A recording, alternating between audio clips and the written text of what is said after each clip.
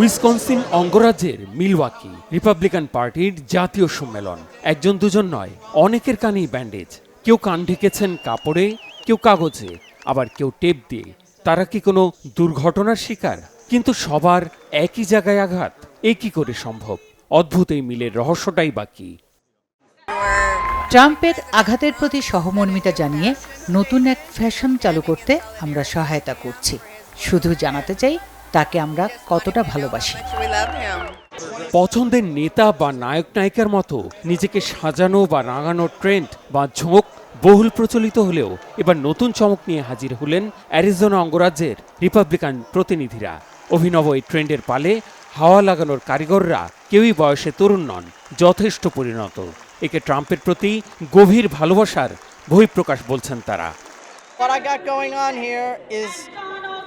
আমাদের প্রেসিডেন্ট ট্রাম্পের প্রতি সমর্থন জানাতে এটা করেছি, কারণ তাকে আমরা ভালোবাসি এবং শতভাগ সমর্থন করে তার মঙ্গল কামনা করি।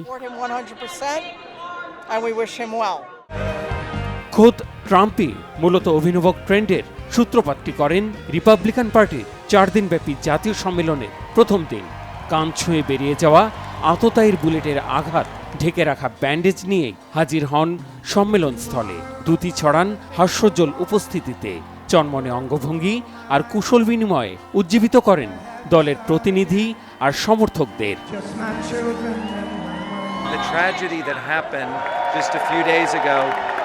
কিছুদিন আগেই দুর্ভাগ্যজনক এই ঘটনাটি ঘটেছে। আমরা শুধু হৃদয়ের আবেগ দিয়ে জানাতে চাই তাকে কতটা ভালোবাসি, সম্মান করি, পছন্দ করি। যদি খারাপ কোনো পরিস্থিতির মধ্যে দিয়ে যেতে হয়, তিনি লড়াই করবেন। আমরা তাকে জানাতে চাই অ্যারিজোনার প্রতিনিধিরাও তার মতোই লড়াই করতে প্রস্তুত আছে।